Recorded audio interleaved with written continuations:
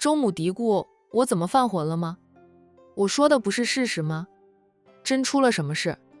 很多时候连兄弟姐妹都未必会帮你呢，更何况表弟。周父问他，就算红林和姓叶的离婚再娶，再生一个孩子，跟洋洋差了10几岁，他能帮到洋洋什么？洋洋的那些表弟以及没有血缘关系的堂兄姐，他们是普通人吗？他们一个个都是天之骄子，人中龙凤。洋洋真遇到了困难，那些人动动嘴皮子就能帮洋洋解决难题，咱们能帮到洋洋什么？洋洋的弟妹又能帮到洋洋什么？懒得跟你说，说急了，你都不明白的，还以为你真想明白了呢。怎么一扯到红林再娶的事，你就犯浑？儿子不愿意离婚，不想再娶，一心抚养洋洋，那是他的选择，我们管那么多做什么？孙子不在乎多，足够优秀，足够好的话，一个就足够了。周母撇撇嘴，我那不是想劝儿子离婚再娶吗？又不是真的不明白，不过是拿洋洋没有亲兄弟来说一嘴，看看能不能让红林离婚再娶。红林不想再娶，咱们还说什么？他的婚姻他自己做主，都30、40岁的人了，还不知道自己想要什么样的生活吗？你就是爱插手，红林的婚姻才会一地鸡毛。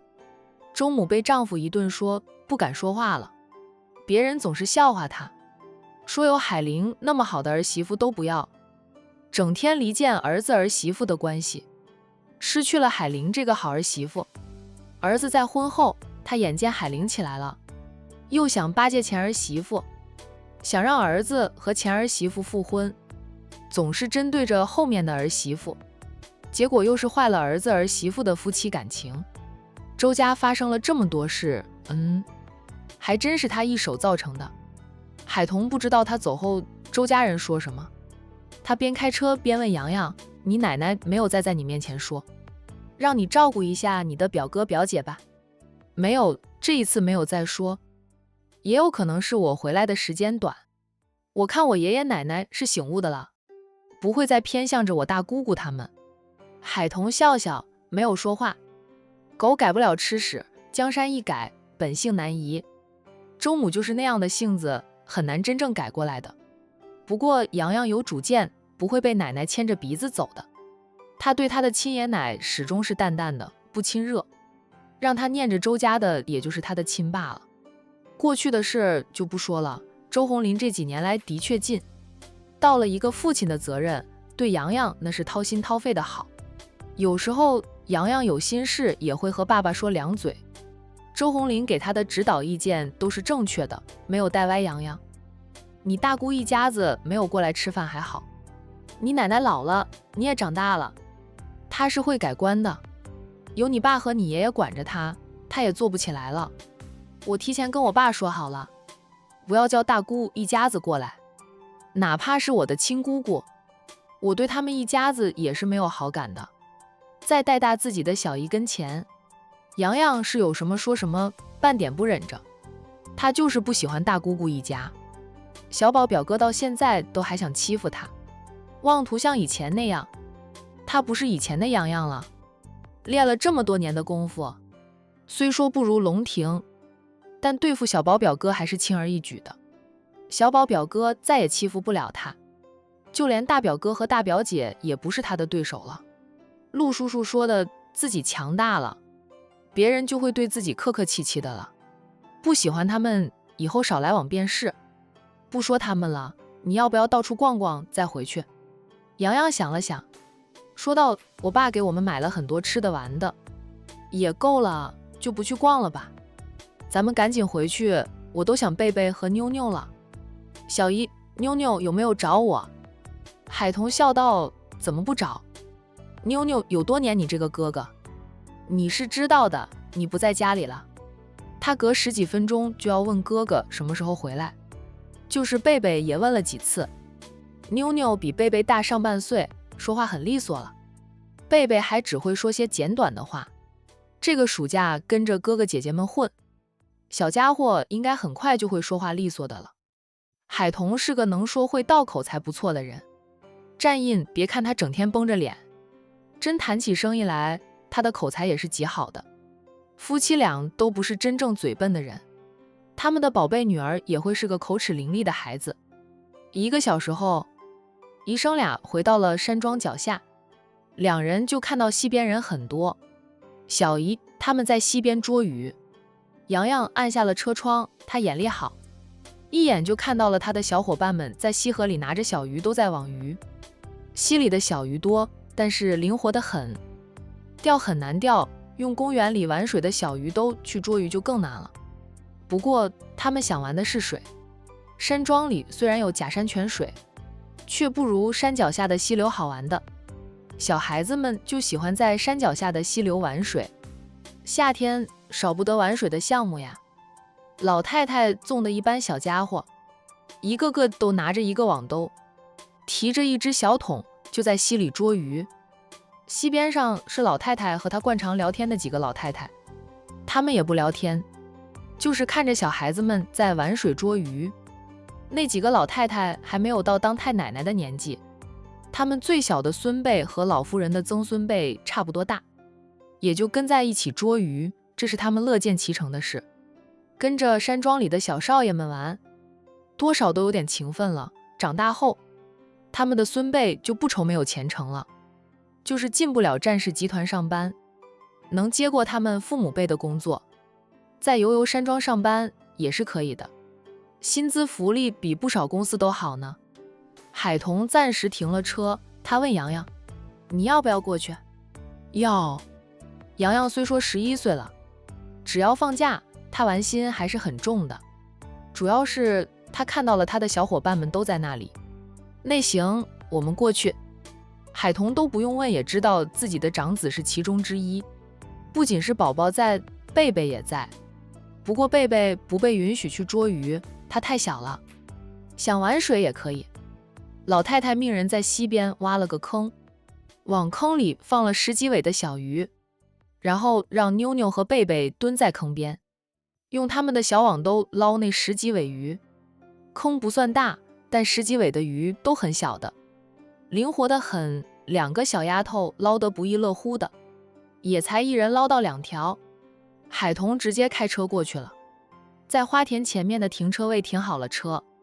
悠悠山庄脚下有成片成片的花田，每天都有不少人过来进货或者参观，便设有停车位。姨甥俩下了车，便往溪边走去。由于老太太带着一班小家伙在那里玩水捉鱼，杨叔安排了不少人在那里守着，盯牢孩子们，生怕他们出点意外。年纪大一点的，像战木晨这些已经开始学游泳的了。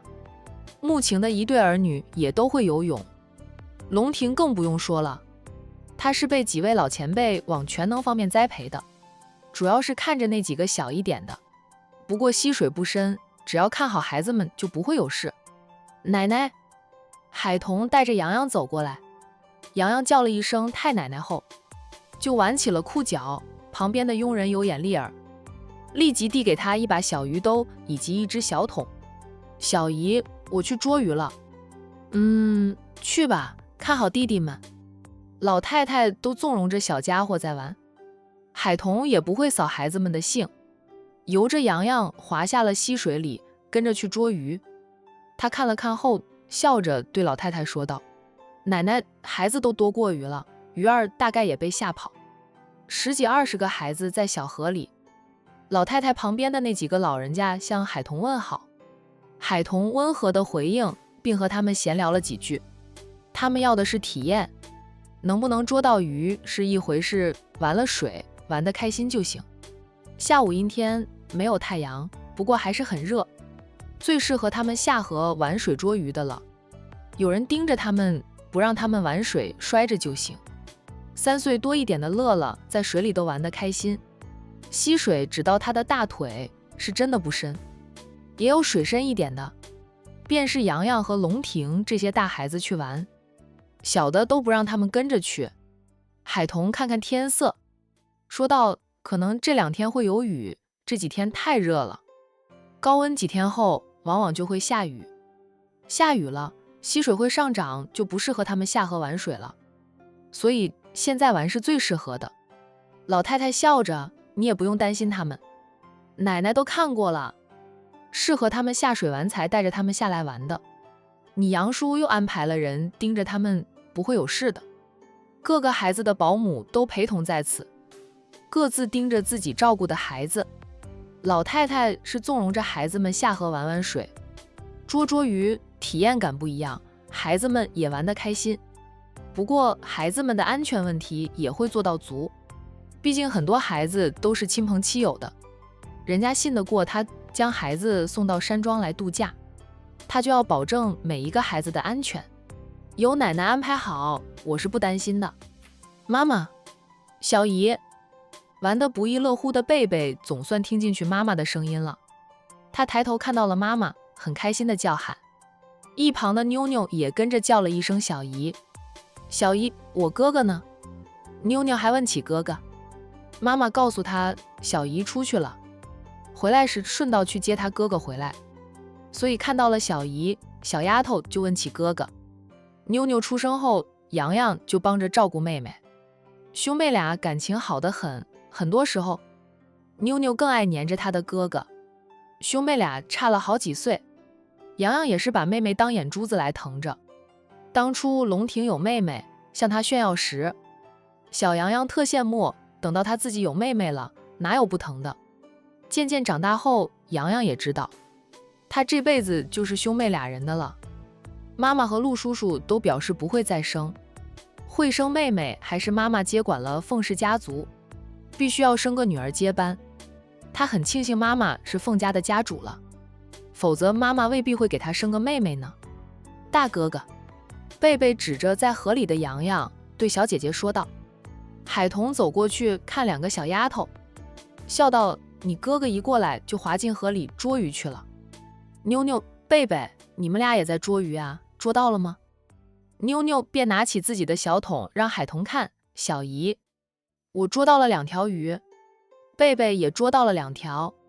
贝贝学着姐姐的样子，拿起小桶让妈妈看她桶里的小鱼。呀，不错呀，不错，继续捉，捉到鱼了，晚上可以烤来吃。海童笑道，妈妈能不能吃到烤鱼，就看咱们贝贝了。贝贝大眼睛一闪一闪的，他说道，捉鱼，捉鱼，给妈妈吃。海童笑着弯下腰去摸了摸女儿的头，好。他看着2个小丫头捞了一下鱼，便走开了，去看儿子战木晨几个较大的孩子。哪里是捉鱼，在较深水的河段游水呢？宝宝，海童叫喊，你别玩太久，玩半个小时就起来换衣服，玩久了孩子的皮肤都皱巴巴的。战木晨应着，妈妈，我知道了。妈妈，我捉到了好多鱼，有10几条呢。他站起来，水到他的腰间，邀功似的，他走向岸边，拿了他的桶，让海童看他的战绩。海童看他的桶里是有10几条小鱼，最大的只有小孩子的小拇指那么大，烤来吃也就1串的量。战木晨除了龙庭哥哥和叶瑶哥哥他们，就属我捉得最多的了。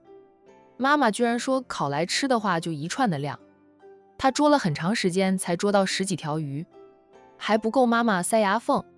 海童笑道，逗你玩的，妈妈不会烤了你的。鱼来吃，带回庄里，自己找个什么东西养着吧，就是不好养，容易养死。他是不管孩子能不能养活这些鱼的，用老太太的话说，不过是让他们体验一下不一样的乐趣。小时候他也养过鱼，跟妈妈去地里干活，在坑渠里捉些小鱼带回家里养，经常都是养死的。父母从来不阻止他养鱼，就是养蝌蚪也由着他，还让他观察蝌蚪是怎么变成青蛙的呢。好想爸爸妈妈呀。他如今30几岁了，父母离开姐妹俩已经20几年。妈妈，妈妈！战木晨连声叫着妈妈。妈妈走神了。海童拉回飘远的思绪，对上儿子的小脸，他笑道，去玩吧，别玩太久就是。起来后要赶紧换上干净的衣服，别着凉了。过2天就是周末了，爸爸休息。带你们一班小家伙去咱们家的海景别墅住2天，带你们去赶海。战牧尘不是第一次去海边，不过依旧喜欢赶海。